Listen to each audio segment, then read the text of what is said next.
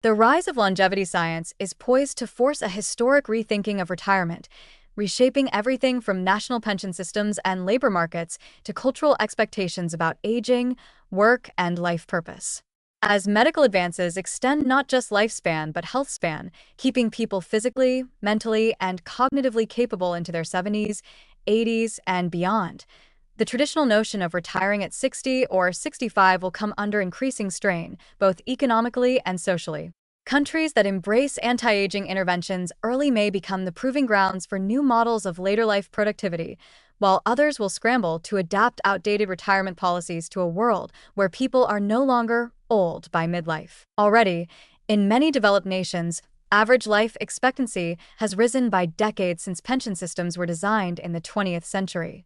This demographic shift, combined with falling birth rates, has created massive pressure on social security systems, which are increasingly forced to support longer retirements with shrinking worker bases.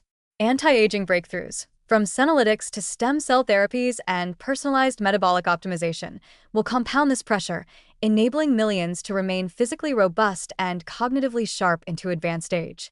Governments will face growing calls from economists and policy experts to decouple retirement from chronological age and instead link it to health, functionality, or even biological age, measured by emerging biomarker technologies. Many countries will gradually raise statutory retirement ages in response, framing it as a natural adaptation to increase life expectancy and a fair redistribution of working years. Some, like Denmark and the Netherlands, have already implemented mechanisms that automatically raise retirement ages in line with life expectancy projections. This trend will accelerate.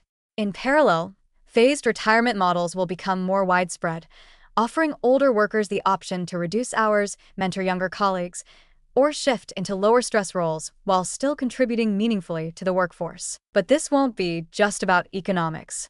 Anti-aging medicine will shift the very narrative of aging from decline to renewal.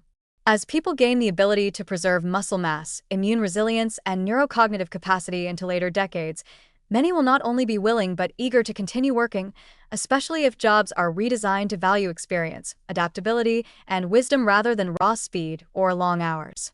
We may see the emergence of second life careers, where people in their 60s or 70s pursue new professions, start businesses, or return to academia, fueled by renewed vitality and decades of accumulated insight. This extended working lifespan will demand major cultural and structural changes.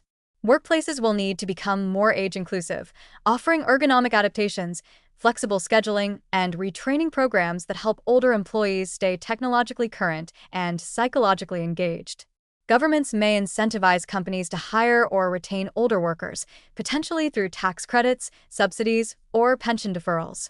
In parallel, new financial products and retirement savings tools will emerge that reflect longer time horizons, investments that plan for 40-year retirements or phased disbursements tied to health milestones rather than age. Importantly, the psychological transition to a longer working life must be handled with care. While some will embrace the opportunity to stay engaged, others may experience burnout or feel forced to work longer due to inadequate savings.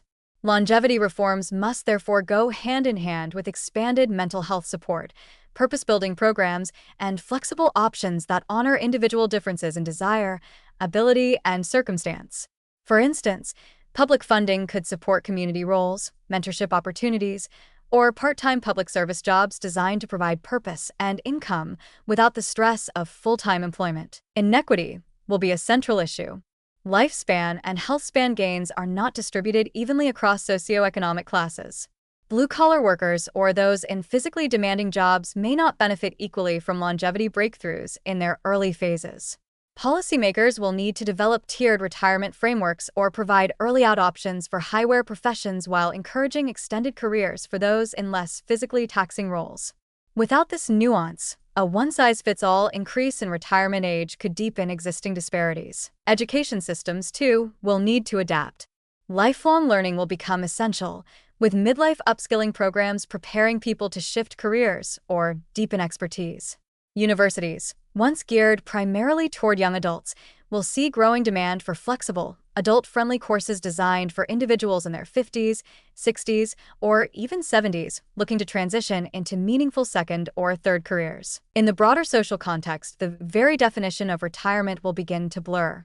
Rather than a full stop, it will become a fluid, personalized phase, a period of partial work, passion projects, mentorship, travel, and personal reinvention.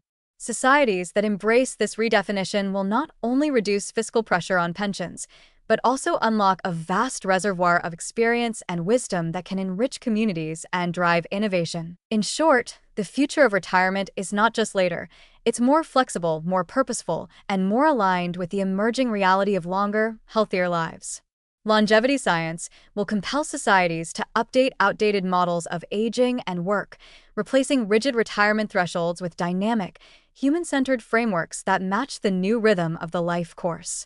The challenge will be managing this transition equitably, creatively, and compassionately, but the opportunity is profound to build a world where longer life doesn't just mean more years, but better years, economically productive, socially engaged, and deeply meaningful.